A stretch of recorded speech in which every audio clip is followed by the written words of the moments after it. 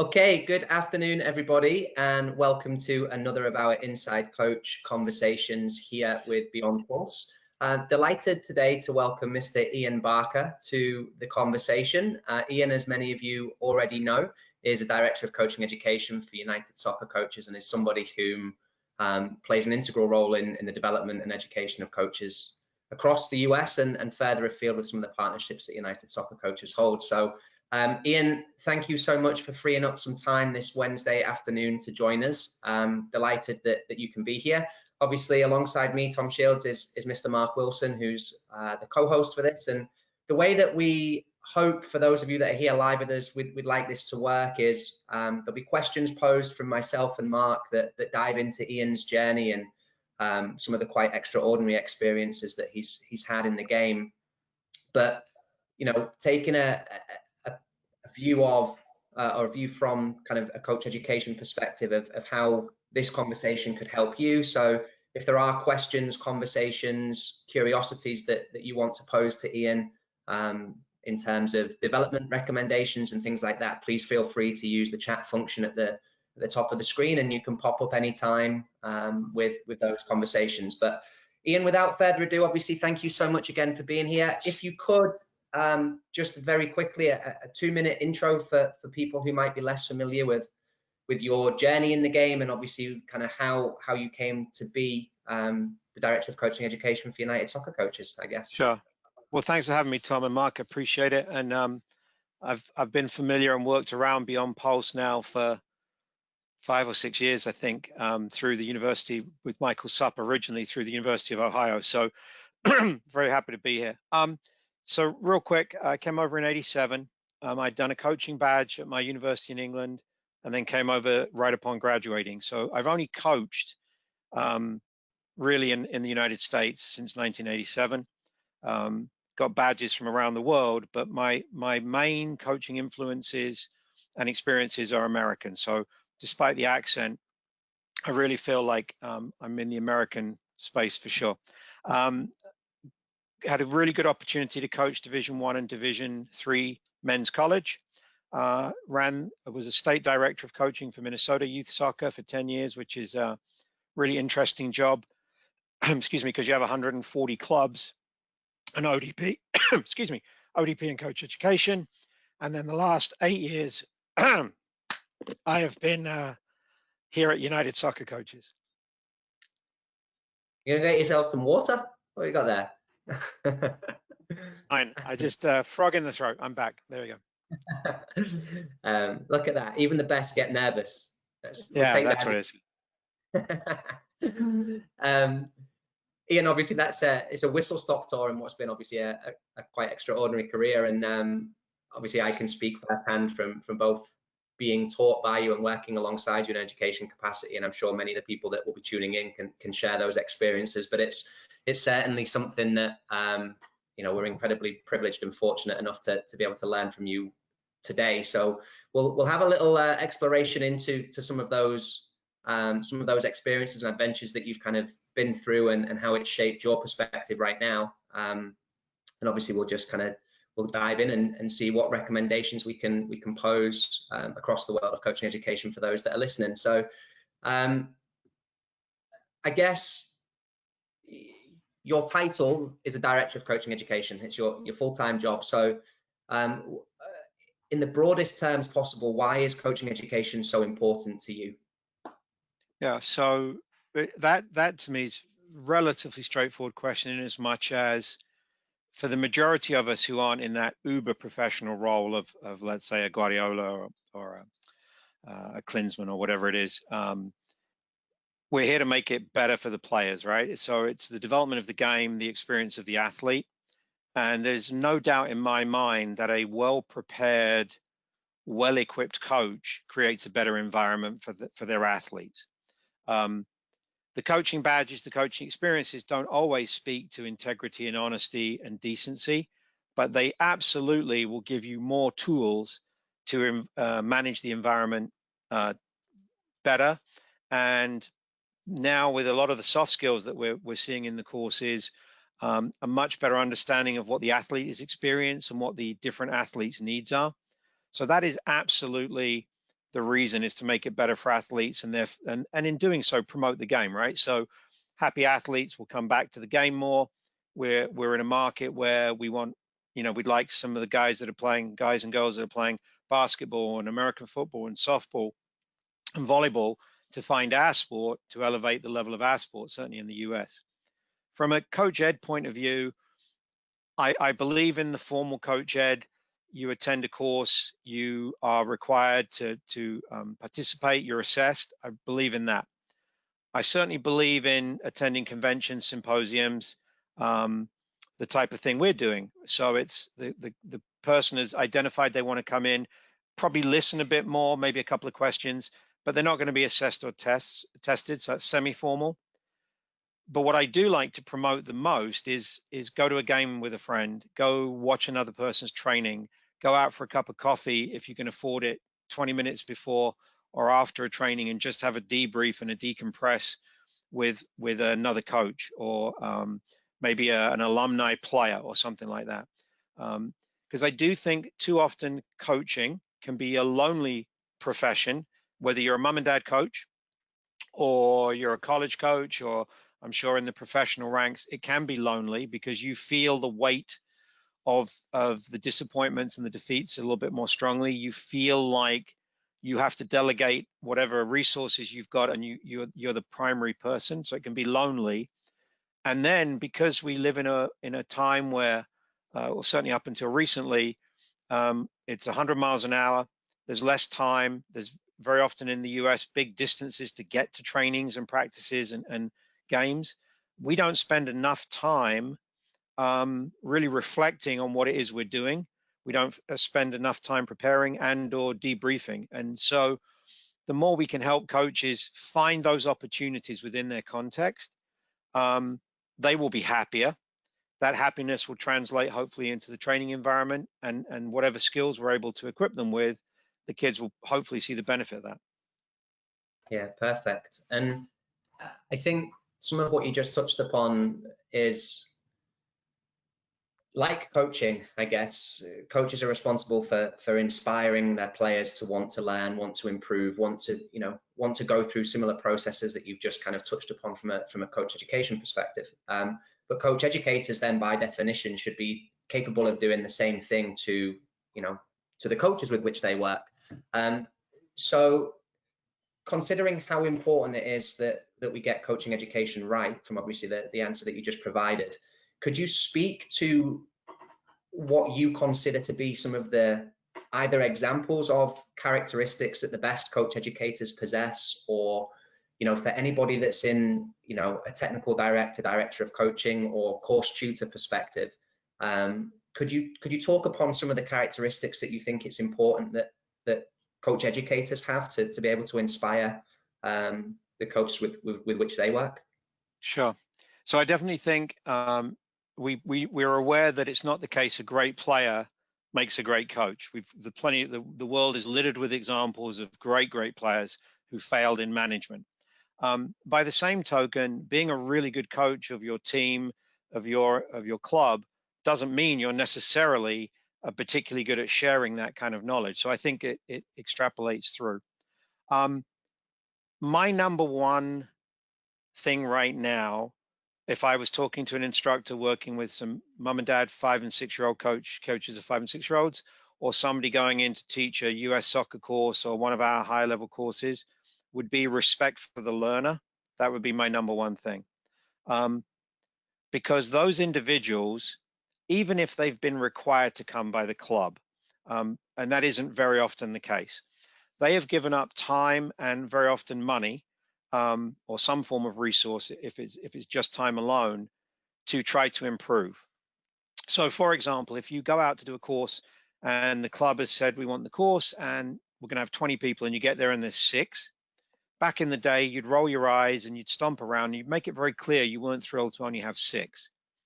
Well, if you think about it, much like in the training environment, the 6 players, or in this case, the 6 coaches that showed up, they deserve your fullest effort. And the 14 that didn't, with all due respect, kind of screw them, right? Why should they get the benefit of drawing on my energy away from these 6? And so, so number one, respect the audience. Part of that respect, once you go in with that mindset, is to try to understand what outcomes they might be looking for, because very seldom do they come completely blank slate, right? So one of those outcomes might be, I'd like it to be short and sharp, and I want to take away some lesson plans. Or one of those outcomes might be, I don't really need to go to the field, but I do need to understand man management, time management, dealing with the extraneous, if you will. So really understanding what they want. So respect them, try to find out what they want, and then of course put it all in their context. So this is not meant to be a radical position, but when I say it, people struggle a little bit. We like to throw around terms like expert and elite and academy and all these sort of words. Simply put, if I go into a classroom with 20 coaches, whatever course, whatever level, they are all experts in their unique environment. They know better than I do how much field space they get, what equipment they get, what the general attitude of their kids are. Is it a rec team? And when I say rec team, a high level group of athletes can be essentially there for a recreational purpose, right? So I've seen U19 boys and girls where the social aspect is more important than winning the state cup, even though they're actually capable of winning the state cup. So I like to think of the coach. So tell me what your environment is, or alternatively, I'll give you some experiences, I'll give you some clues. See if I can work with you to adapt those back into your practice, back into your reality. So I do like to think every one of us is an expert in knowing our environment and our context. And I think we do a poor job when we either coach to the middle or we coach exclusively from a curriculum and we make assumptions.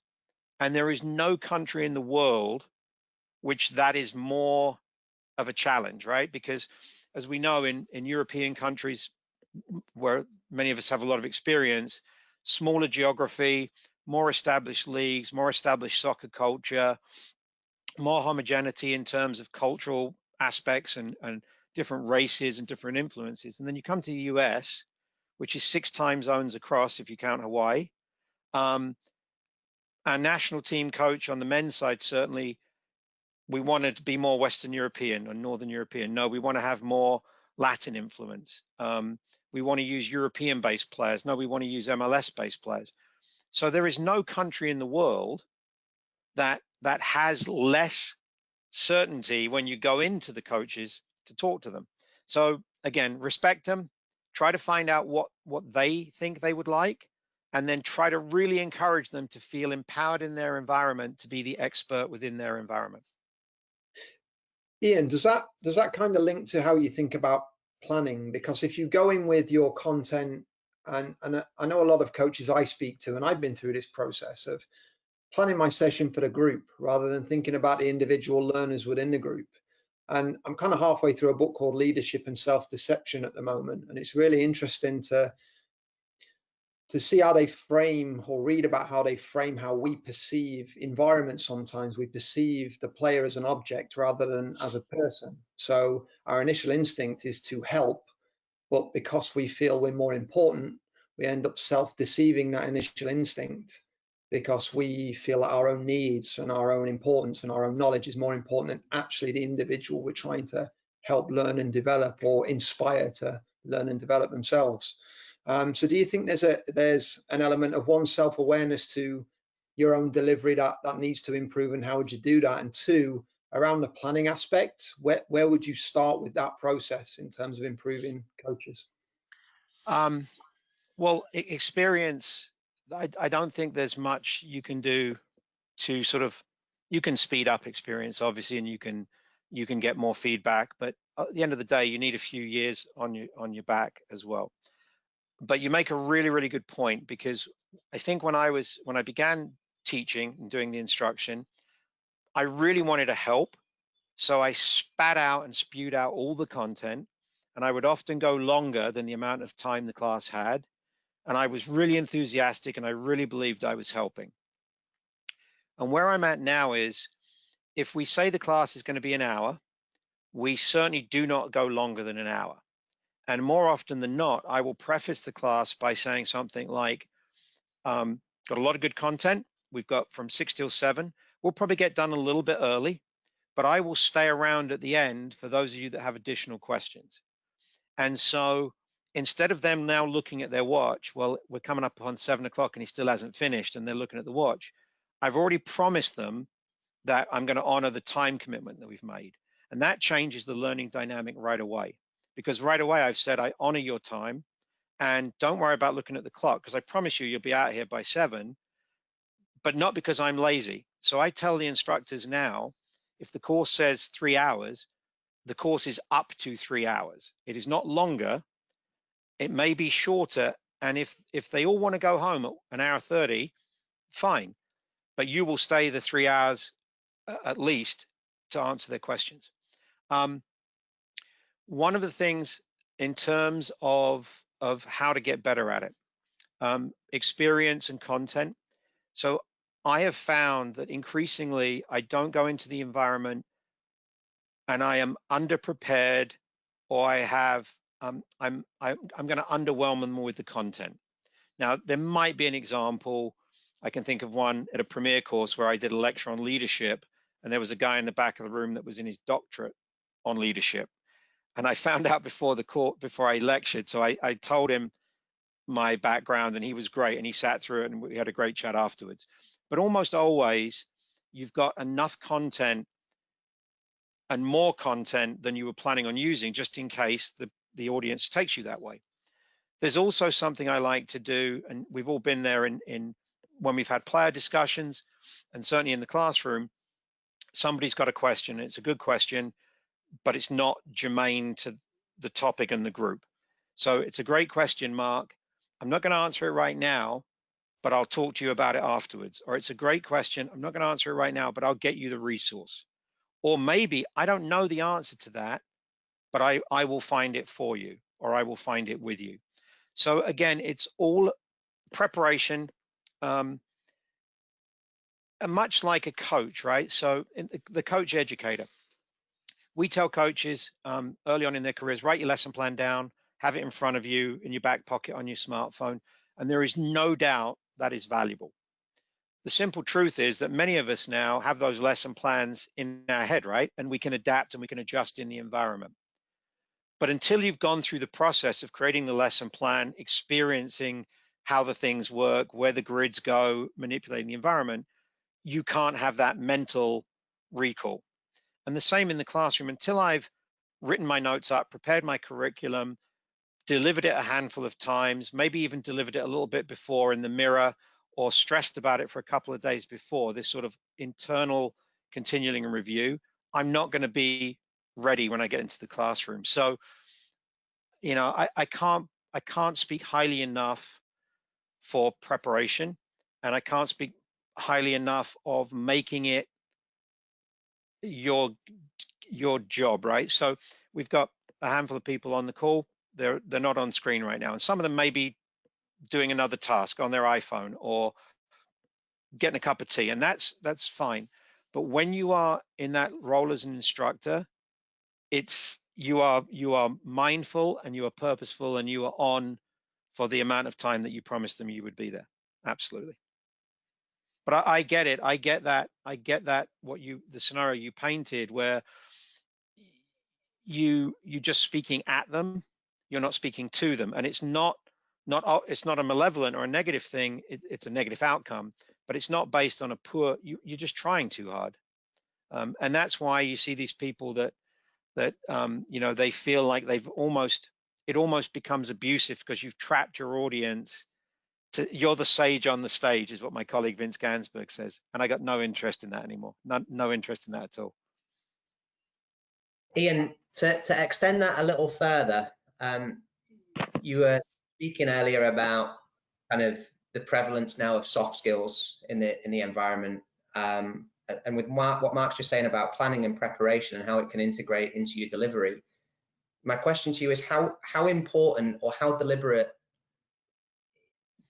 is it, or would you recommend coaches being for modeling in their delivery, in their own delivery, the same types of soft skills and personal awareness and, you know, respect for the creation of learning environments that you would then hope the coaches go and transfer to their players?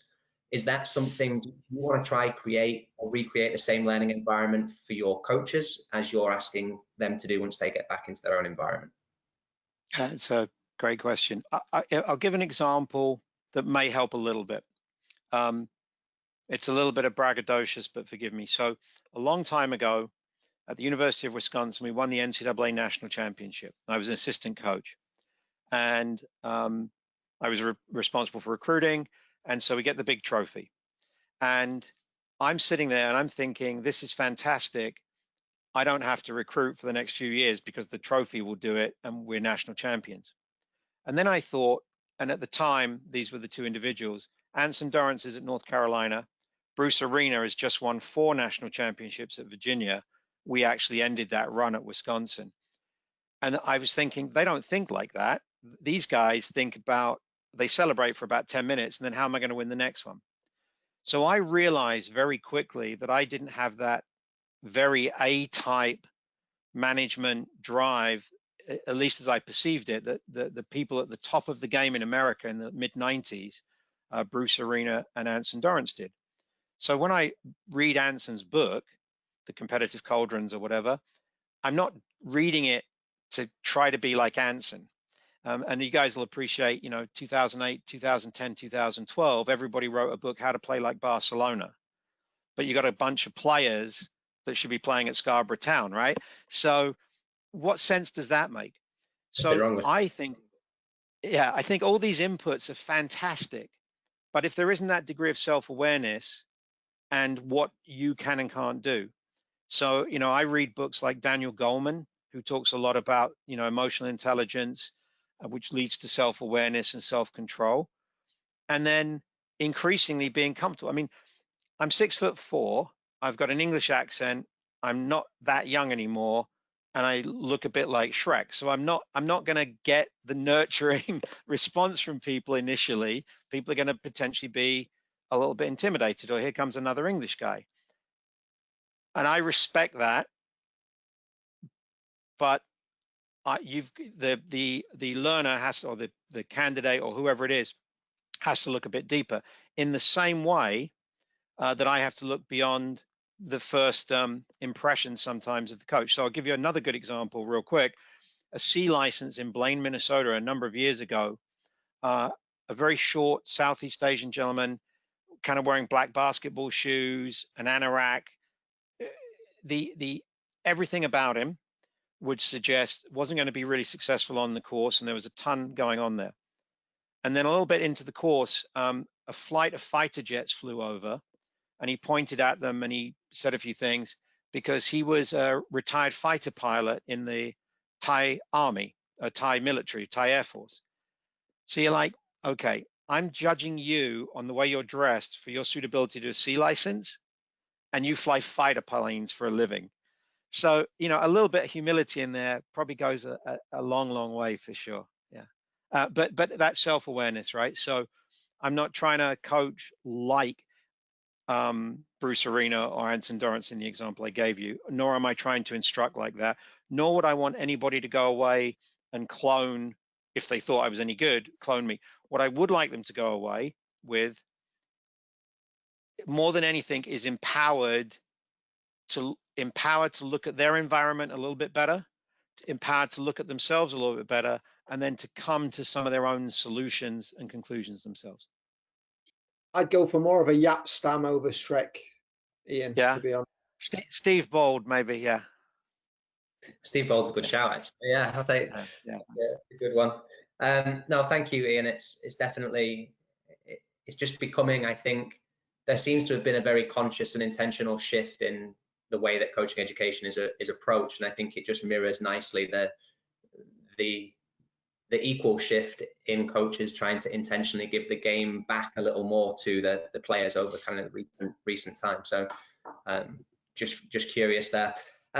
Obviously, we mentioned right at the start, Ian, you know, you gave a very brief overview of of what has been a very esteemed career, and a career that's taken you around the world, right? To study football, to to watch coaches work, to learn, to upskill. So I think sometimes coaches, we box ourselves off in, I want to be a football coach, so I can only learn from football or from soccer coaches, right? We don't put ourselves in positions often enough where we might be open to new ideas shared from different environments, different cultures. So I was hoping you could share with us maybe some of the experiences that have resonated or impressed you, resonated deeply or impressed you the most from your travels, whether it's within soccer and its professional environments in whichever country, or whether it's across sports. Is there, and then secondly, how deeply would you recommend that coaches, spread the depth of their learning and experiences to kind of upskill and make themselves better? Sure. Well, on the football side, I've had the opportunity to take coaching badges in Germany, which was absolutely fascinating. I've coached in Africa a little bit, Coach Ed. I've coached in Oceania. Had a really wonderful half hour with Benitez in Napoli. And Benitez is generally considered to be kind of a grumpy old guy, so he was awesome. We had an audience with Mourinho when he was with Real Madrid at UCLA, which was absolutely fascinating.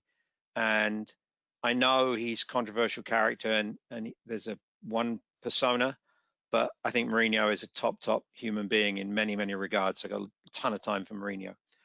So there's been obviously scores and scores of really good football experiences, soccer experiences.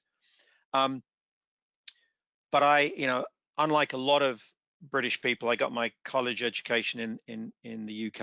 I didn't do PE, and I did my A levels and all of that. So I've always been in that educational realm. And then I get to work with people like Sarah, who you had on, I believe, recently, Sarah McQuaid.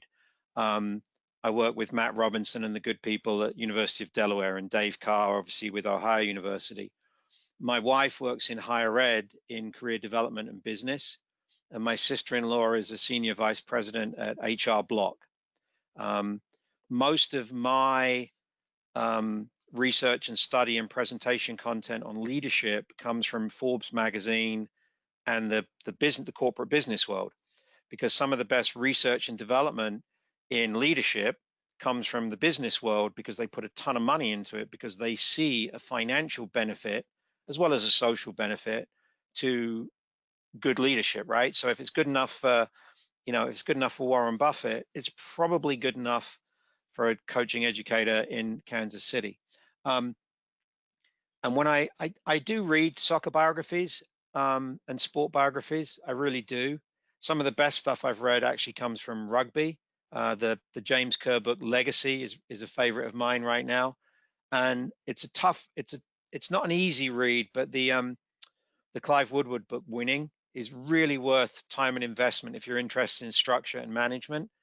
I think in terms of those skills and experiences around the game and in the game, the biggest regret is I never learned to speak Spanish when I got here in '87. Because imagine if somebody who looks like me could speak Spanish with half the players that I work with that speak Spanish, if not as their first language, fluently for their second language. So that would be a miss.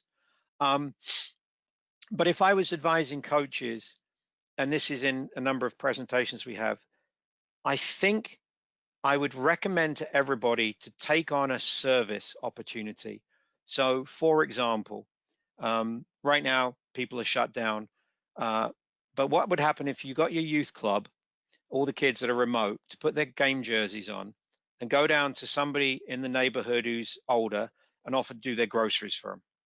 So now you get 20 photos of your squad wearing your team, doing a service opportunity, because they can't play right now, they can't train, for somebody else.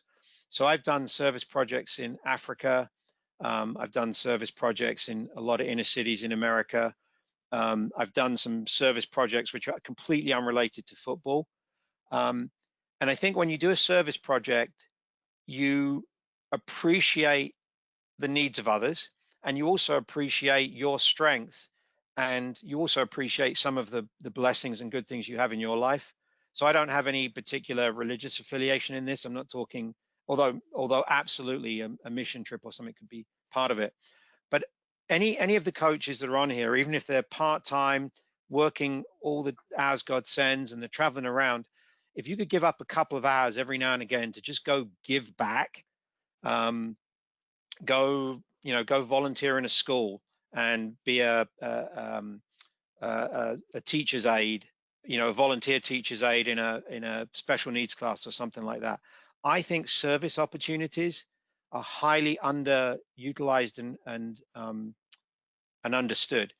What's interesting is in the Division III college environment, the small private liberal schools, they very often put those in now, not at just religious schools, but in all schools.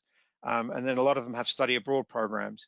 But be it Teach for America, the Peace Corps, AmeriCorps, which are obviously bigger 2-year commitments. But I think those type of experiences can really inform your coaching, because I just think, again, it helps with that sense of personal perspective. Yeah, that's fascinating. Thank you. I do.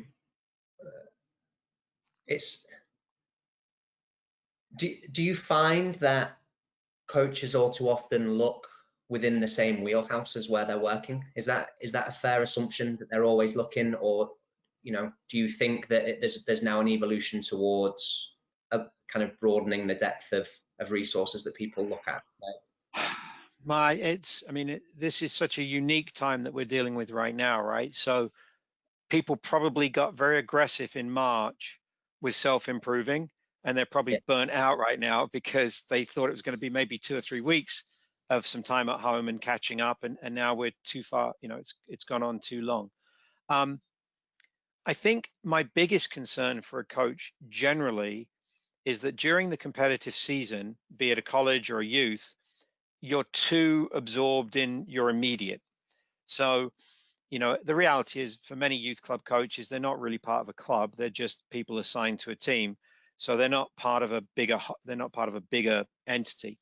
So we as coaches, very often we take the highs of winning and the loss, the depths of losing way too personally.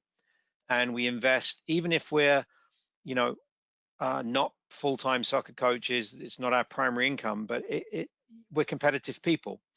So I actually think that during the season, and too often, the coaches need to find release protocols and distraction protocols, or if not distraction, personal wellness protocols. And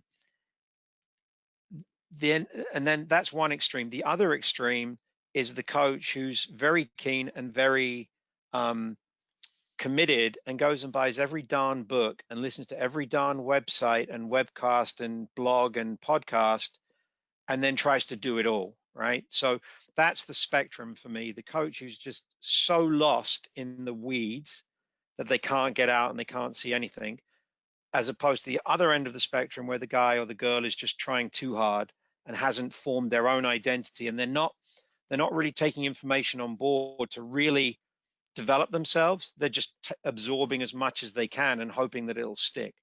So for me, it's always about intentionality. I intend to put on a good training. I intend to be competitive in the realm, but then I intend to make sure that, half an hour every day I'm going for a jog, or I'm reading a chapter of a book which is unrelated to football. And then the other part of it is, if I'm going to go into a learning environment, I'm going to go in with a personal objective, right? So next week there's an online virtual conference in Spain that Christina Fink from formerly with the union is doing, and I'm going to tune in, but I'm not going to try and tune in for 30 hours. I'm going to pick 2 or 3 things that I really want to, and try to watch those with the intention of informing something else I'm doing. So you guys, you've all been to convention, right? And you just lose your mind after a while because you're wandering around and you don't even know what you're watching. That's the other extreme for me. The lack of intention, well-meaning, but just not really forming your own identity. Following on from just the point you made about people reading self-help books and getting sometimes too far into the weeds, it affects behavior will change sometimes, but it doesn't affect your state of mind, the change's state of mind. It's very easy to change behavior for a short while, or to even change behavior and then you end up resenting it. It manifests itself in a wrong way. The simplest example I can give, and I have discussions with my friends about it sometimes, it's when your wife asks you or your missus asks you to, hey, stay at home on a Friday night, don't go down the pub with your mates like you normally do, spend more quality time with me. Well, in some cases, some of my friends are still thinking about being down the pub, but they've changed the behavior in terms of, well, I'll stay in with the missus tonight and maybe next week. But over time, the state of mind, they're not really buying into it. And I think it can be the same with reading book after book after book and looking at, hey, this behavior will help you do this and this behavior will help you do that. But unless you have that total mindset alteration or change over time through experience, emotion, and feeling, I think that the behavioral shift or move is like it's false. It becomes Yeah. false. So is there a way to even measure that when you're monitoring coaches and when you're trying to develop them, whether you notice a behavioral change or a genuine shift in mentality? Yeah, that's another very, very good question. I think when I'm listening to your scenarios, the first thing that comes to mind, psychology 101 that we've all sort of experienced, but that notion of self-determination, that notion of an intrinsic motivation as opposed to an extrinsic, right? So intrinsically, I want to keep the person I love happy, but extrinsically, I'm just afraid I'm going to get hit with a saucepan, right? So how do you get to the point where you're making the action or you're doing the learning because you value it and it's important to you and it means something to you beyond of fear and threat, or immediate gratuitous reward, whatever that would look like, on a Friday night. So the key with that, right, is first of all, the environment has to be somewhat caring, right? There has to be, you have to care, and then the people you're interacting with have to care. You have to feel like you have value that you can contribute. That's the competency piece. And then, of course, you need to feel, in whatever the environment is, empowered to make a decision, have choices. So it's the 3 C's of self-determination theory. So if you're reading the book because it was assigned to you by your club and it's mandated, everybody's got to read the book.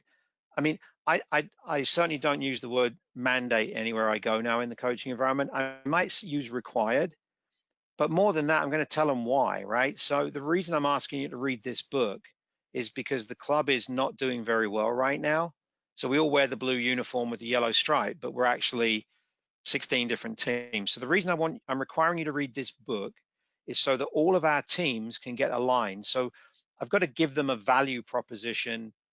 Even if I've got a slightly resistant type audience, I've got to give them a value proposition. So I feel that's important. I will say though, because Tom and I were talking at the beginning about the soft skills and all the educational theory, occasionally you need to tell people what they need to do and what's expected. And occasionally, more often than we think, the person just wants to be told, right? So the extreme example is when you're teaching your child to cross the road, that's not a guided discovery. That's not a Socratic method, right? It's you will cross the road like this, or it's a one-time deal. So sometimes in these environments, if I keep asking you, Mark, what do you want, Mark? How do you feel, Mark? Eventually, Mark says, you know what, time out. You're the experienced one. Give me something. And I do think sometimes, and this could be the person that reads all the books and isn't sure why, it's the same type of problem. We think we're helping, but we're just really actually patting ourselves on the back. So, I read 20 great books this week, pat myself on the back. Has it changed my behavior? No, I'm just simply doing it as almost as a self-competition. So, I think so much of this comes with discussion with colleagues and peers, older, younger, lateral, with people with different experiences. So, I've had some of these discussions, for example, with my colleagues in Uganda. Well, there is zero almost zero comparison with their environment and my environment, and yet we find common ground and we find ways to help each other. Because I've got a little slideshow with the guys in Africa, and I'm out there sub-equatorial, eating, drinking this stuff, and then we brought them all to St. Paul, Minnesota, where the snow was in banks, you know, and we both got something out of it. So it's long-winded, but basically, I think what we should be looking for is that notion of intrinsic motivation. And then the Simon Sinek YouTube, right? Everybody talks about it. It's about 18 minutes long. Simon Sinek, the why proposition. It's worth it. I mean, it's a pop, but it's really sharp, because it makes you think. Because I'm so glad that you guys are having this conversation, because we're not talking about so much the how and the what as why. Why do you do it? What could they get out of it? Why would we do it this way? That to me is, you know, more important. So why are you reading the book? Are you reading it just to say you read it and put it on Twitter? Or are you reading it because you think there's something that John Wooden could teach you about coaching UCLA basketball that you can use now? So sorry, I got a bit carried away there. It was brilliant. I'm quite keen on the topic, so forgive me. Can't apologize for passion, Ian. I just wanted to bring it back. You know, you've mentioned maybe that all of us, and us included, right? We started off with 8 webinars a week. It was give, and there's a level of kind of fatigue that kicks into all of our professional capacities to learn. But I am curious, Ian, as to maybe what recommendations you could offer to just the coaches for maintaining the good work that has gone in during lockdown to their self-development, because it's something that I spoke about a few times, being so inspired by the work that's done within the clubs or in the education community right now. And it feels like in a difficult time, people have tried to get the most out of it. But obviously we know that hopefully in the not too distant future, our lives will return to a normal, and maybe this commitment to or approach to self-development and education and, you know, continuous learning may then get back overawed by day-to-day, you know, just the X's and O's of our life. Just curious as to whether you would have any recommendations for people, you know, professional coaches, those that are in the game full-time, for how they might structure their lives, or if there's any, you know, any advice that you can share from the times when it's 20 hours a week and non-stop, but to still find little punctuation points to kind of check in and focus more internally than externally. Yeah. So we don't know quite where we are, right, in this period of time. For me, it started on March the 16th was the last day in the office, and we don't have, you know, we have no coaching education in person through July. So I don't know when the end is. So I don't think this information is timely or too soon or too late. Who knows? But I was telling both of you before we come on, a colleague of mine who Division I college coach, Georgia Southern, got his psychology degrees. He's only doing his doctorate right now. He jumped out of helicopters with the Army Rangers and tried to help them in the psychology realm in the mountains of North Carolina. And now he's working for the Toronto Blue Jays. He lives in Florida, where they have their big training camps. He talked about this time as essentially, very crudely, 2 potential responses: a threat, the world is ending, very negative, I'm not going to get paid, the players aren't going to want to come back, I'm scared about what returns. So the threat, or the challenge, the opportunity, if you will. And, you know, I'm thinking that a lot of us I know took the opportunity early on to maybe clean our desktops up, the computers, get the files in, get refreshed. I think I think right now, let's just say hypothetically we're in the middle towards the end of this really unique period, and we probably achieved some really good things in early March and mid-April, and then we probably ran out of steam. I know to some extent with some of the things I was doing that happened. So what I'm thinking about now is, what does it look like the first time I come back to a course? What would Florida look like, the big course we have in January, assuming we can do it, but with new social distancing rules or physical distancing rules. We're not going to distance socially, hopefully. What will the convention look like? And I can't adequately predict, but I can start to prepare myself to be flexible, right? So all the coaches on the call and all the coaches that talk to you, they know if they go to training and they were expecting 16 kids and 15 show up, they know the adjustment they're going to make to deal with 3 groups of 5 as opposed to 4 groups of 4. And that is one of the things that we, as coaches, good coaches, experienced coaches, we're always very much on our feet. But what I'm not going to do is I'm not going to walk back into the first training session or the first coach education session after this period of time unprepared and not having painted out a number of potential scenarios. So what are the rules? What's it going to look like in the classroom? Are we going to do group collaborative work? Are we going to do some of the great stuff that Sarah does? Because Sarah's stuff, and those of you that have been on with the Beyond Pulse things have met Sarah McQuaid, an unbelievable educator, but really needs to be in that physical environment. What am I going to do the first time that somebody sneezes in the classroom? What are the protocols, right? What is the type of content? And from the coaching perspective, I've already decided the one thing I'm going to do the next time I'm with kids, in players in any environment, is I'm not going to talk about COVID at all. I'm going to talk about how excited I am to see them, glad to be on the field. It's been a while since I've been on the field. Here's what we're going to do for the next 2 weeks of training.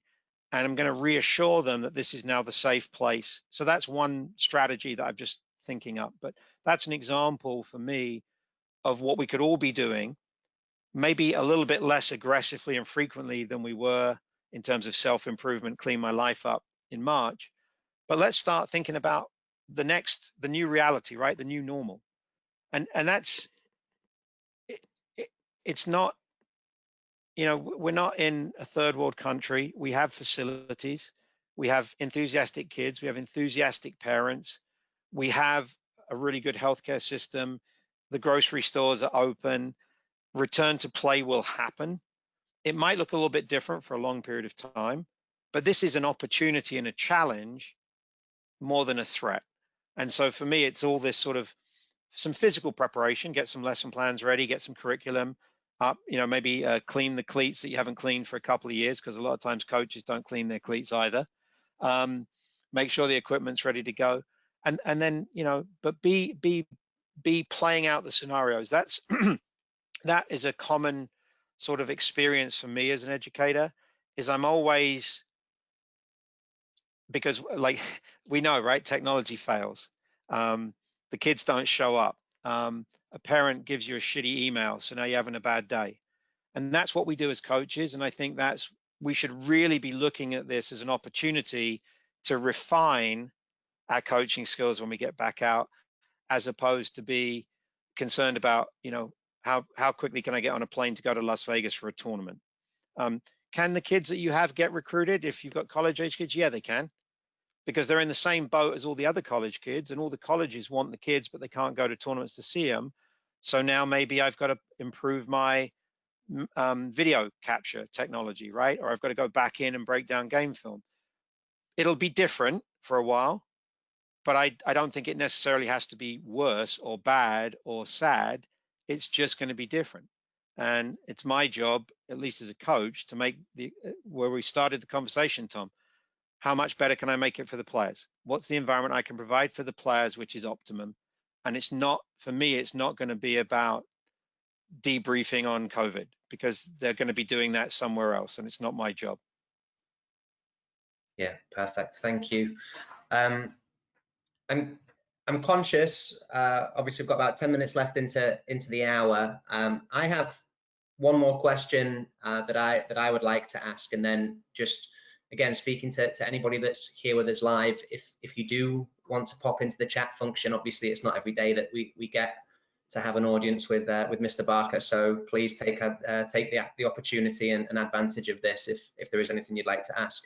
Ian, I'm going to be selfish from a perspective of all the club leaders and directors of coaching out there, and obviously, you know, throughout this process, I think we've seen, as we just touched upon, I guess, that an appreciation and a willingness for certain, you know, certain coaches to go above and beyond in their quest for self-improvement. If perhaps you have individuals within your organization who are more resistant to that, that perhaps are a little more apprehensive around, going and finding resources to learn and develop, have you got any tips, any advice for people that might be in those director positions to try to entice? How do you, I kind of had on my notes here, how do you inspire? Because that's, that was a part of what you were talking about earlier with your value propositions. But outside of saying you must do this because it's your job to get better, Yeah, or else you don't have a job. I don't know. Yeah, I don't know if this completely helps, but I'll give it a shot. Let's just hypothetically, you got 100 grassroots coaches. There's 25 of them, let's say hypothetically, that are going to be keen on self-improvement. Go to it. There's going to be 25 are never going to go, and there's 50 in the middle that are undecided. And whilst I live in an optimistic place, there comes a point where how much time do I spend on the 25 that maybe we deem to be incapable or unwilling to change at the expense of the 50 that can be taken in a really good direction, and the 25 that absolutely I need to honor their interest and commitment. So this is not an elitist strategy at all, because this has nothing to do with their competitive level or their experience or their gender or any of that. It's simply about their willingness to be part of the community as opposed to stuck in their ways. So I'm going to use the best examples. If it's really just Ian and I don't even have that top 25, then maybe I'm in the wrong environment, right? Maybe they don't want, and I've misplaced myself. When we're in the leadership books, Peter Drucker in the business world will talk about that. So you haven't got the right place. But assuming you're in a good club, I would coach up. I would take advantage of and I would get more testimonials and promise keepers. I would talk to parents, and if I've got parents that are saying, Tom was a good coach last year, but he seems like a better coach this year, and we can point to things that Tom has done as opposed to the other coach that hasn't found those opportunities.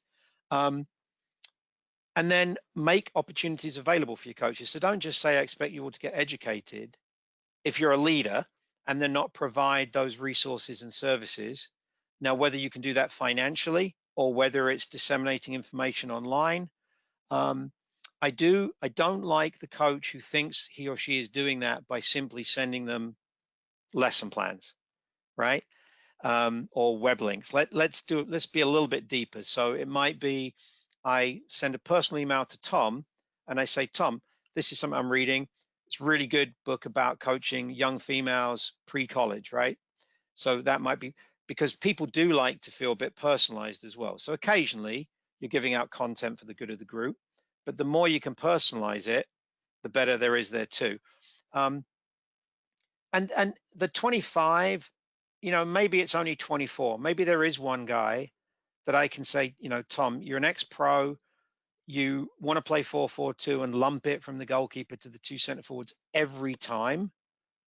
Can we go and have a cup of coffee and tell me why you feel like that? Because there might be a really good reason, right? It might be that your parent group has told you that they expect you to win state cup. You as the director aren't aware of that, and they're the ones that are paying him or her. So I'm not disinterested in the 25 that aren't with me, but I'm much more interested in the 25 that are and what they can do to influence the undecideds, if you will.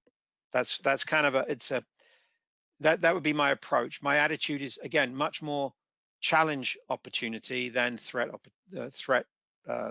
world. No, perfect. Thank you ever so much. That's hopefully that's interesting. I know there's a couple of names on the line that are in those positions, so hopefully that's some intrigue. Something to Ian's point there, I think, and this is something I didn't do so well when I was a director of coaching in Manhattan. Everybody's been on a learning journey to the point where you interact with them. And what I failed to do well was understand their learning journey to that point, because I'm still in essence developing those skills whilst being in that position. And I think a lot of directors of coaching find themselves in a position almost too soon before they've had that, self-awareness, that exploration of who they are, what they want to do, why they want to do it, more importantly. So I think the point you're making there, Ian, is really, really pertinent and important on, can you start to understand, if you're going to spend some time in that 25, then it's got to be understanding why they're at the point they're at and how they got to that point. And that might help you build a bit of trust and bond, bring the barrier down, and inspire in some way. Yeah, I mean, I think it's when you're saying that, Mark, I'm thinking about, some of the personal situation you were sharing with you about your family back in Great Britain. So we go to the class, we go to the training field, and somebody shows up 10 minutes late. So you just want to bury them, right? Because they've been disrespectful. Well, if it's a kid, very often that's a responsibility of a parent. So it's not the kid's fault they're 10 minutes late. If they're 14, might be the kid's fault, but more chances they can't drive themselves there. Or maybe that coach that comes in 20 minutes late to one of my lectures is a first responder who was actually doing their real day job, saving lives, and I'm now going to, get the hump. Sometimes people are disrespectful, they're a little bit insensitive, they're a little bit ignorant, they're disrespectful of the group. But I think, to your point, you've got to find, to the best of your ability, honoring time, what's the backstory, right? Because the three of us are living in, our main families are at home, or our parents are at home, or our other members of our family. So that's a different challenge because we can't travel back to the place of our birth right now. So how I might have a conversation with you about return to play as opposed to a young American coach who's grown up in that community, those influences and inputs, you're going to have a different experience. So yeah. And at the end of the day, that is our job, right? You coach the 11 to be a team, but it's a collective of individuals. You've got a goalkeeper that's different than your centre back, who's different than your striker. And well, we hope they're different in mentalities. And it's our job to put that together. The same with the coaching staff, the same with the classroom. And you know what? It takes time, but you're more productive and you feel more useful by putting the time in than you do if you half-ass it. For the majority of us, that's my experience anyway. Yeah, couldn't agree more. Thank you ever so much. Talking about being respectful of time, Ian, we are at an hour of your time. Yeah. Again, we're incredibly grateful for you sharing with us today. So I'm gonna cut the conversation. I'm gonna cut the conversation there and just say thank you, obviously, on behalf of myself and Mark and all of Team Beyond Pulse, everybody that tuned in now and will check us out on demand later on, either on the YouTube links or the podcasts. So just thank you for the insight. Thank you for the humility and the shared experiences that you've been kind enough to offer us. Obviously, you've popped in the chat function here, but if you could, just for people that obviously can't see this screen, where could they find you if they want to learn a little bit more? So it's just my personal approach to this is I'll take any email or tweet. That's not a problem at all. So iBarker, the UnitedSoccerCoaches.org, or Tom and Mark can get a hold of me if you can't see the screen. And then my Twitter handle is there, iBarker Soccer. I retweet Beyond Pulse. They retweet me, so that's good. And this is what I like to do. So if people want to pursue the conversation, get some of the references, or take umbrage or disagree, feel free to drop me a line. Just be respectful, because I'll be respectful back.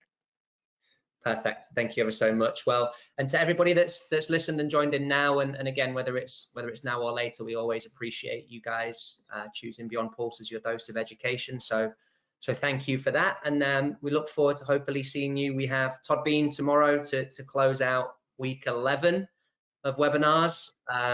So we look forward to obviously seeing you guys with us there. But Ian, thank you once more to you and United Soccer Coaches for You're all welcome. the help. Cheers, Mark. Cheers, Tommy. Thank you. Appreciate it, it. boys.